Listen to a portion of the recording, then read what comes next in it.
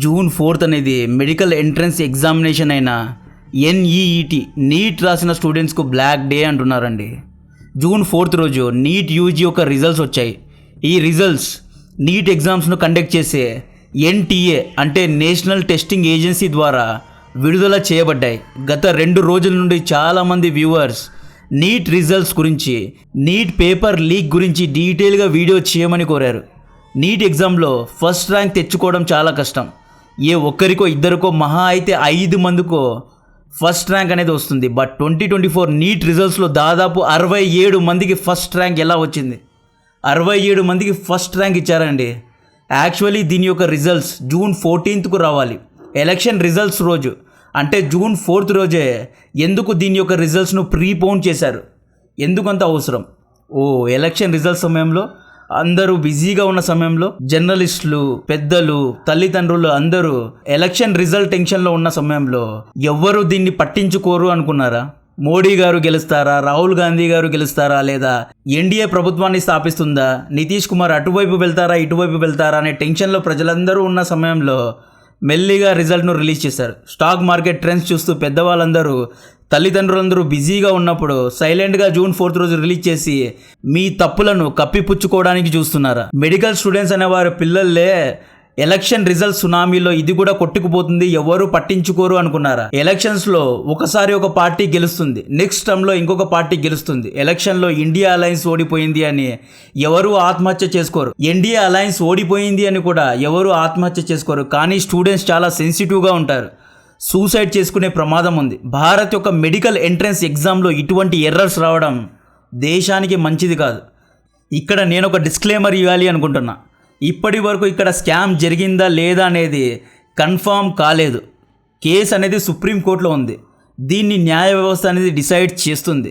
ఇక్కడ కంక్లూజన్కు వెళ్ళొద్దు. ఈ వీడియోలో నేను ఏమేం జరిగింది అనే విషయాలు చెప్తా. యాక్చువల్లీ ఇక్కడ స్టూడెంట్స్కి అయితే మోసం జరిగింది. ఎందుకంటే రిజల్ట్ చూస్తూ ఉంటే నా అనాలిసిస్ ప్రకారం డెఫినెట్గా ఇక్కడ మోసం అనేది జరిగింది. కొన్నిసార్లు ఏమవుతుంది అంటే నీట్ కోచింగ్ ఇచ్చే పెద్ద పెద్ద కోచింగ్ ఇన్స్టిట్యూట్స్ తమ యొక్క స్టూడెంట్స్కు ర్యాంక్స్ రాలేదు అని నేరం ఎవరిపైనో వేయాలి అని NTA పైన నేరం వేసి ఉండవచ్చు.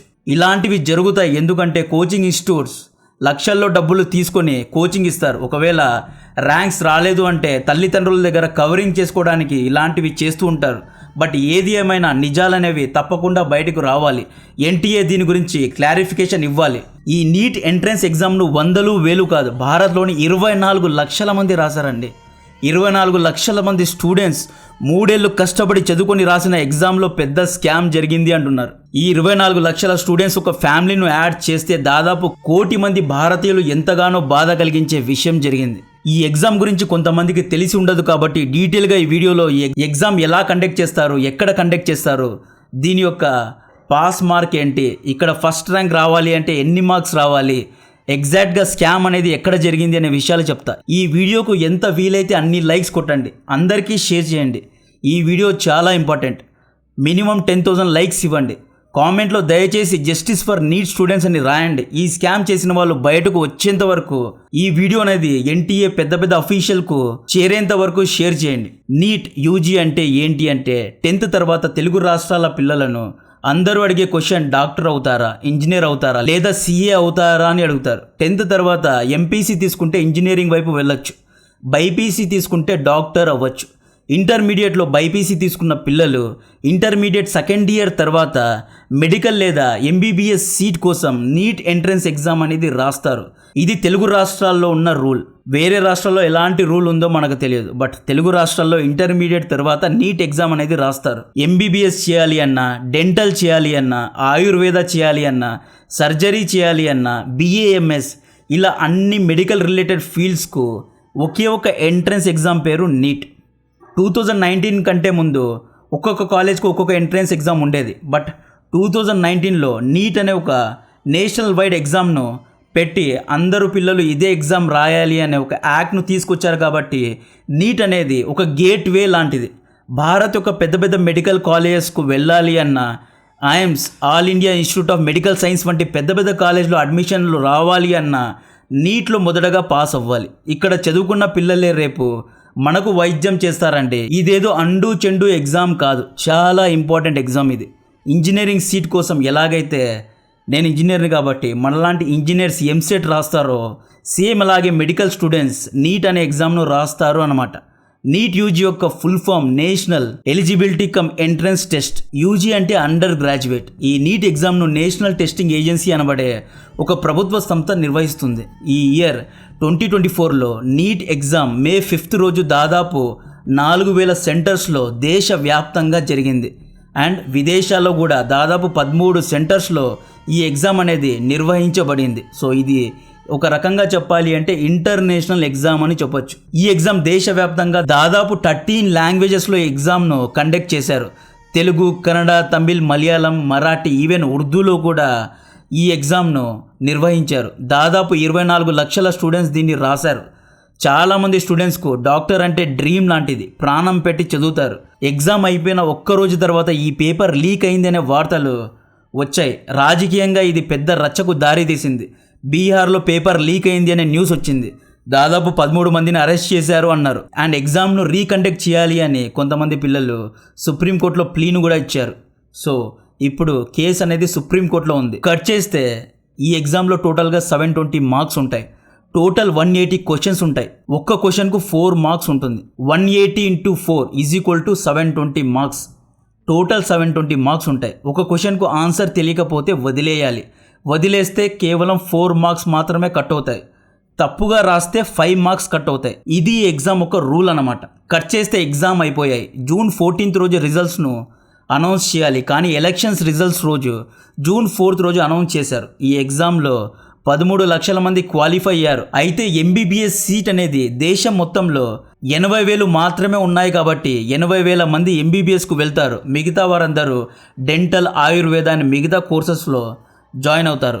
ఇక్కడ ఎంబీబీఎస్ సీట్ అనేవి కేవలం 80,000 సీట్స్ మాత్రమే ఉన్నాయి. ఎంబీబీఎస్ చేస్తేనే మీరు ప్రాపర్ డాక్టర్ అవుతారు, అంటే సర్జరీస్ చేయగలుగుతారు. ఎంబీబీఎస్ డాక్టర్కు అంత డిమాండ్ ఉంటుంది కాబట్టి తల్లిదండ్రులు పేపర్ లీక్ చేయడానికి డబ్బులు కూడా ఇవ్వడానికి రెడీగా ఉంటారు. కొన్ని పెద్ద పెద్ద ఇన్స్టిట్యూషన్స్ కూడా డబ్బులు ఇచ్చి పేపర్ను లీక్ చేస్తారు. అంతా బాగానే ఉంది. బట్ కాంట్రవర్సీ ఎక్కడి నుండి వచ్చింది అంటే నీట్ రిజల్ట్స్లో 67 మందికి ఫస్ట్ ర్యాంక్ వచ్చింది. 720కు 720 మార్క్స్ తెచ్చుకున్నారు. నీట్లో ఫస్ట్ ర్యాంక్ ఒక్కరికి ఇద్దరికి మహా అయితే 5 లేదా 10 మందికి వస్తుంది అనుకోండి. ఇక్కడ 67 మెంబర్స్కి ఎలా వచ్చింది? ఇక్కడ స్టూడెంట్స్లో చాలా టాలెంట్ ఉంది అనుకుందాం, అందరూ బాగా రాశారు అనుకుందాం. కానీ 8 మంది ఫస్ట్ ర్యాంక్ స్టూడెంట్స్ ఒకే ఎగ్జామ్ సెంటర్ నుండి ఉన్నారు. ఈ 8 మంది ఒకే ఎగ్జామ్ సెంటర్ నుండి ఎలా ఎగ్జామ్ రాశారు? ఎగ్జామ్ సెంటర్ నుండే పేపర్ ఇచ్చి లీక్ చేయించారా? ఇలా ఎందుకు ఇచ్చారు అని ఎన్టీఏ క్లారిఫికేషన్ ఇవ్వాలి. ఒకే ఎగ్జామ్ సెంటర్ నుండి 7 మంది టాపర్స్ ఎలా వచ్చారు? దీని గురించి ఎన్టీఏ ఇప్పటి వరకు క్లారిఫికేషన్ ఇవ్వలేదు. నెక్స్ట్ ఈ ఎగ్జామ్ రాసిన కొంతమంది స్టూడెంట్స్కు 719 మార్క్స్ వచ్చాయి. ఏ రకంగా చూసుకున్నా, ఎన్ని ప్రాబబిలిటీస్ వేసినా 719 మార్క్స్ అనేవి రావు. నేను ఇంతకు ముందు చెప్పా కదా, ఒక్క క్వశ్చన్కు 4 మార్క్స్ అండి. 180 క్వశ్చన్స్ ఉన్నాయి. 720 మార్క్స్ టోటల్గా ఉన్నాయి. ఒకవేళ ఒక స్టూడెంట్ 180 క్వశ్చన్స్ రాశాడు, ఇందులో 179 క్వశ్చన్స్ కరెక్ట్గా రాసి ఒక్క క్వశ్చన్కు ఆన్సర్ ఇవ్వలేదు అంటే ఆ స్టూడెంట్కు 716 మార్క్స్ రావాలి, 716 మార్క్స్ రావాలి. లేదు ఒక ఆన్సర్ తప్పుగా రాస్తే 720 - 5 715 మార్క్స్ రావాలి. బట్ 718, 719 ఆడ్ నంబర్స్ ఎలా వచ్చాయి? ఏ ప్రాబబిలిటీలు వేసుకున్నా ఇది రాదు. ఎవరిని మోసం చేయాలి అనుకుంటున్నారు? మెడికల్ స్టూడెంట్స్ గురించి నాకు బాగా తెలుసు, వారికి చాలా తెలివి ఉంటుంది. ఇలాంటి ఎర్రర్స్ నీట్ ఎగ్జామ్స్లో చేస్తారా? ఇది first class, second class exams కావండి. రేపు మనకు ఆపరేషన్స్ చేసే సర్జన్స్, డాక్టర్స్, డెంటిస్ట్ యొక్క ఎగ్జామ్స్ ఇవి. ఈ 718, 719 మార్క్స్కు ఎన్టీఏ ఇస్తున్న క్లారిఫికేషన్, కొంతమంది స్టూడెంట్స్కు వేరే లాంగ్వేజ్ పేపర్ వచ్చింది. నేను ఇంతకుముందు చెప్పా కదా, ఈ ఎగ్జామ్లో 13 లాంగ్వేజెస్లో రాశారు అని. సో కొంతమంది స్టూడెంట్స్కు రాంగ్గా క్వశ్చన్ పేపర్ వచ్చింది, వేరే లాంగ్వేజ్లో వచ్చింది కాబట్టి దాన్ని చేంజ్ చేసేకి టైం వేస్ట్ అయింది. దాదాపు 5 to 10 minutes వేస్ట్ అయింది కాబట్టి కొంత మార్క్స్ను కాంపన్సేట్ చేశాము అంటున్నారు. దానికోసం 1 మార్క్ కాంపన్సేట్ చేశాము అంటున్నారు. 1 మార్క్ కాంపన్సేట్ చేశారు అనుకుందాం. సో 1 మార్క్ యాడ్ చేసిన 717 మార్క్స్ రావాలి. 718, 719 ఎలా వస్తాయి అని అందరూ అడుగుతున్నారు. దేని బేసిస్ మీద కాంపన్సేట్ చేస్తారు? ఏ ఫార్ములా ద్వారా కాంపన్సేట్ చేస్తారు? ఒక్క పేపర్ను లీక్ చేయడానికి 30 నుండి 50 లక్షలు తీసుకున్నారు.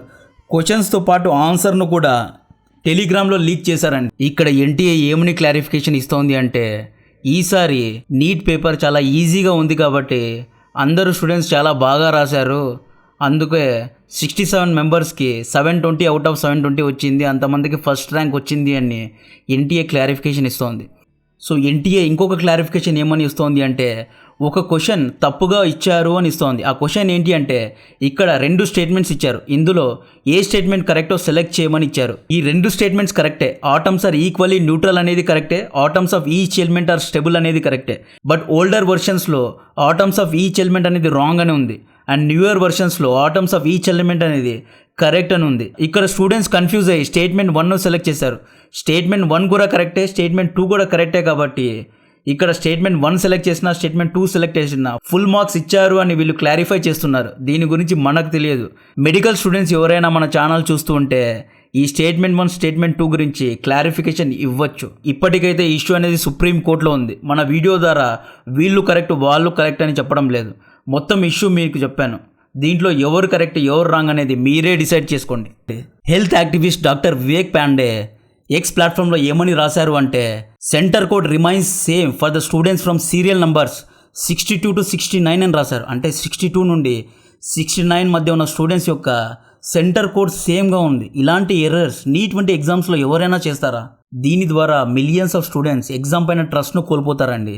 ఇదే స్టూడెంట్స్ ఇండియా పైన ట్రస్ట్ను కోల్పోయి వేరే దేశాలకు వెళ్తారు. వీళ్ళు వేరే దేశాల్లో చదువుతూ ఉంటే ఇదే ప్రజలు ఏమంటారు అంటే మీకు దేశం మీద ప్రేమ లేదు, అందుకే వేరే దేశాలకు వెళ్తున్నారని ఇటువంటి పిల్లలను తిట్టిపోస్తారు. వీళ్ళు ఎందుకు వెళ్తున్నారు అంటే ఇలాంటి ఇర్రెగ్యులారిటీస్ ఉన్నాయి కాబట్టే వేరే దేశాలకు వెళ్తున్నారు. దీన్ని అందరూ అర్థం చేసుకోవాలి. స్టూడెంట్స్కు జస్టిస్ దొరకాలి అని కోరుకుంటూ ఇటువంటి కాంటెంట్ కోసం మన ఛానల్ను సబ్స్క్రైబ్ చేయండి, మన వీడియోస్ అన్నింటినీ లైక్ చేయండి. జై హింద్.